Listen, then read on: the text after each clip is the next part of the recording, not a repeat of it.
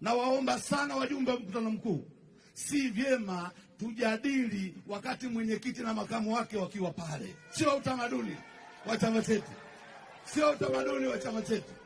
Na kwa kuwa tunataka tuwape zawadi kubwa ambayo wao hawaijui, leo tunataka mwenyekiti aone uzito wa mkutano huu.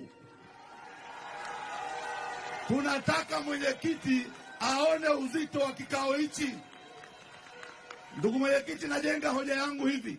Wajumbe naomba tuketi. Ndugu mwenyekiti, najenga hoja yangu hivi. Adui unayemudu usimwachie Mungu.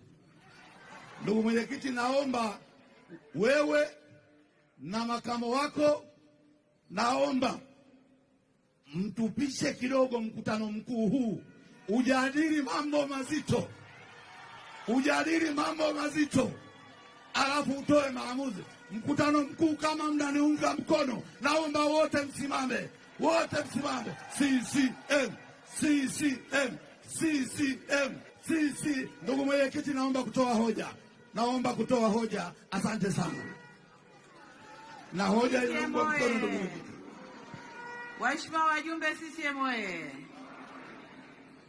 Haya, tumekusikia mjumbe, lakini mjadala huu ni wa wazi na hamna la siri.